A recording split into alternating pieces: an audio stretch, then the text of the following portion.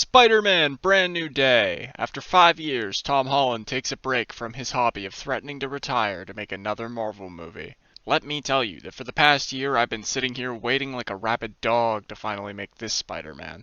Ever since they showed it to us back in August of last year. Then the trailer dropped in March, and I was scratching at my neck thinking, I can do it now. Nobody's even gonna know that it's just 4 months in advance. But alas, I waited till the beginning of June, so it better have been worth it. They're, a housewarming gift. I'm MJ. I'm just a neighbor from across the hall. Friendly neighbor. Since I've already made an MCU Spider-Man, I can simply grab him from my Spider-Man display. Take a long look at all of them so you don't ask me to make someone I've already made.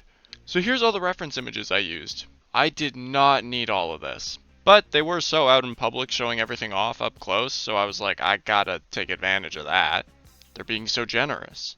So to start off, here's my MCU Spider-Man. I made the body back in 2021 after I saw No Way Home. Since that movie, I've made a bunch of his Spider-Man suits, but since I've been so dry for MCU Spider-Man, I actually did make his suit from the end of No Way Home 5 years ago. 5 whole years. I've made the integrated suit, the Stark suit, the Far From Home suit. Obviously, I haven't done everything, like the homemade suit, the Night Monkey suit, the Iron Spider. I was tempted to make it recently, but since this movie was coming out so soon, I thought, what was the point? So let's see if I can top the 2021 suit I made. If I can't, I'm genuinely setting myself on fire. First Rando's body, I'd typically just make a new one, or even a new head, with how out of date he is. However, since I've had him already for so long, I feel a certain loyalty to him. Also, it would be the point of making bodies if I just got rid of them. But he's still out of date, so I'm going to try give him some special cosmetic surgery that I gave to Peacemaker last summer. First, I'm going to do the arms. So I'm going to take them off of the body, and then after disassembling them, I'll use the old ones as a template to cut out the new ones. Tom Holland is clearly in better shape for this movie, so I figured it only made sense to make him bigger here. After finishing up the arms, I decided to give him some pecs, because while I like to keep my Tom Holland slimmer and more small, he's growing up now, so this is a natural evolution. Once they're attached, I can move on to the head. This is always the scary part because I could completely mess it up and ruin the 5-year-old Spider-Man that I have. It's especially stressful because the felt on his head is much more dull due to having the thread in him for so long and being a little overstuffed. This isn't a big deal though because I can just cut away the parts that have been worn. For the base head cutout, I can reshape it using my Marvel Rivals template, which if I'm being honest is just my main pattern for these characters now. I cut it pretty much exactly to the pattern, trying not to mess up where the eyes may be left. Then I can sew the head back together. But before I do, I cut out his mask pattern since it was the most accurate way I could get it. Sewing it was pretty easy, all things considered. Like I said, I was able to cut away a lot more of the dull material. When stuffing the head, I make sure not to overstuff it and repeat sins past. After it's stuffed, using a piece of thread, I sew small cheek lines around his mouth to try and mimic Tom Holland's actual face. While cutting, I also reshape the hair, and will be sewing it back on too. This time around, I want to add less hair so it isn't as visible under the mask. Trying to work minimally, I only add these 2 pieces. Even while trying to be conservative with it, it still ends up showing under the mask. However, for the small bit that I added, I think it still looks pretty alright, or at least passable as a Tom Holland head. With the head reattached and the body modified, I can make the costume. For Spider-Man's costume, he's got about all the detail I need and... oh, they changed the suit. The merch I bought for the suit is irrelevant now. Well, I guess I can use my Spider-Man 2 mod as reference instead. Someone should turn the one that I'm making into a mod. That'd be really cool. More likely than not, I'll just use this reference I've collected since August of last year. No, I won't complain about changing the suit, even though I kind of made a sly at it. I really like it, and I don't care at all that it's a little different. Honestly, I think if you do, really significantly care about it, then you have no problems in your life. Like, if this is the biggest issue to you, what else could you possibly have going on? This suit is actually going to be pretty easy, in my opinion. But I think that's just coming off of Rivals.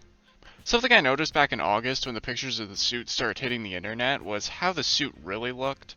In the sense that people were kind of saying it looked like Andrew's TASM 2 costume, which I agree, it definitely does. They changed a lot of small no, wait. Hold on. They didn't make it look like his costume. They just stole the whole suit. They brightened it up, and they put Tom's webbing and logos and lenses on it. It just looks like Andrew's because it is Andrew's. Like, I've made Andrew's Spider-Man suit before, and I can tell you that these are literally the same seam pattern, same layout, same everything. All they did was tweak the logos, colors, and lenses. Like, this is insane. Does Peter have a photographic memory from seeing Andrew's suit at night from far away or in the middle of a fight? Is this specific suit pattern a canon event for Peter Parker's? Honestly, I think it's just funny that they did this. I'll still see Raimi fans cope and be like, he took inspiration from both suits, guys. Like, alright, buddy. And James Gunn's Superman was inspired by Christopher Reeve and Lego Force Fire animations. Yeah, let's kill that son of a bitch. Something I want to mention was that I used this beautiful blue material for the blue portions of his costume. I actually bought it for this, but it was last used on my Absolute Superman that I made last month. I'm really glad I got it, because I think it adds a lot to the costume.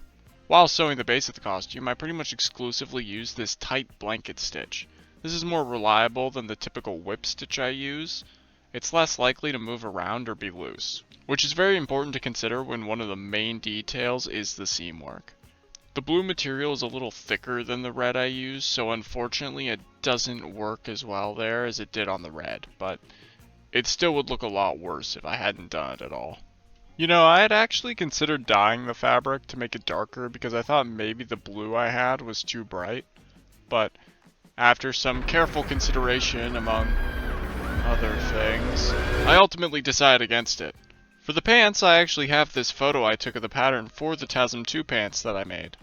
And because these are the same costume, I'm going to be copying them exactly. This was the part that I was dreading the most. Mainly because it's really annoying to correctly cut them out, and if I mess up, it ruins the whole costume. Luckily for me, besides a few areas, it fit together pretty much perfectly. When cutting out the pants, I'd recommend cutting each piece so that it stretches the same way. If not, and it's cut too small, it'll end up pulling in different areas in the wrong direction and just make your thread come loose over time. I'd recommend having it stretch around the leg rather than stretch up the leg, because as long as you cut it out long enough, the boots will be able to carry the rest of the stretched areas. While it is a lot of work on the base and a lot more complicated to basically make the whole detail reside on the base layer of the costume, it does make it really nice for taking the costume on and off after it's finished. There's not as many pieces of thread that'll be attached to the body that I'll have to pull off when I want to make a new suit. Despite all my talk of tight seam work, I ended up not sewing the bottom of his crotch, so I guess I was actually generously giving him a poop hole. Did you like that? Did you think that joke was funny? Well, it was actually written by a sick Serbian child mere minutes before she was blown up in her own home. That was her last ever joke, and you're not even laughing. I bet you feel guilty now. Disgusting. I decided to go back and rework my lenses. I don't think they're bad or anything. In fact, I think they're great, but they're too good. They don't look like MCU Spider-Man lenses to me. They just look like Spider-Man, like any old comic one. Once I've done that, I sew the soles onto the feet, and I can dive into the webbing. I can draw the webbing and logos on with a Sharpie first, then paint the logos on after. Some people will tell you that it's better to copy the webbing from an action figure, which, while solid advice, I don't think is necessary. For his chest, I just go based off the 12 reference photos I have and some assistance from the mod. When doing this part, you should be very careful to keep in mind that the Sharpie is permanent and you really shouldn't mess this up. Luckily for me, I do the opposite of that and absolutely butcher it. I'm talking just really, really screw it up. I just took an axe to my work. I was mad. I was actually mad. I was pissed after seeing what I'd done. I went on a 3-hour walk after just to clear my head and think about what I'd done. When I returned, I had my intentions all laid out and decided the first thing I was going to do was correct the lenses. I edited this photo of the real costume lenses on top of mine just to see what I needed to achieve. I made sure to carefully remove them. Then made these new lenses that I actually cut out the eye holes and put the white part underneath the frame. Then I move on to the logo. Originally the logo was way too big, so I cut it out from the chest of the costume. This of course was very annoying and I had to be incredibly careful due to the type of stitching I had done. Once it's removed, I used it as a template to cut out these 3 pieces. Despite the one in the middle looking the best, it's crooked, and when I put it on the chest, I didn't account for how the material would stretch. So I'm going to go with the one on the left, because it's the exact same cutout, and I don't have to worry about fitting it in place when I sew it back in. I do sew it specifically so that the corners fit together. I achieve this by always starting my stitch at the corner, then sewing it along the line, rather than attempting it in one go. A little late to mention, but I would recommend when sewing the blue and red together to use blue thread over red. It just looks better. Finally, I decided while the suit's off that I would shorten the arms. I overcorrected when I remade them and made them way too long. So I'm going to shave a little bit off and reattach them. With that done, I can finish up the suit. For the lenses, I put the mask on my Cyclops body since I was making him around the same time. I did this so I could paint the lenses on without having to stop working on Spider-Man. While that dries, I paint on the logo. I use a pin to paint it on because the details need to be so exact and precise that I need to have something small enough to perfectly cover the Sharpie. This is actually a technique I learned from watching LEGO customization videos. A very, very helpful technique that I've used on tons of characters over the years. After it's dried, I can draw the webbing onto the chest. This is the exact same as before. I don't show it, but I also drew the black details onto the back logo. For the last detail, like a heroin addict, I bring back the needle and paint black piping on the seams where the red and blue meet. So with all that talk about the seam lines and how much I value them, I ended up just covering them anyways. Well, at least you watching the video got to see it, so that makes it worth it. With that, Spider-Man is finished. I'm really glad I didn't settle for mediocrity. He looks a lot better now that I fixed those details. I did decide against making the web shooters since he abandons them in the movie anyway.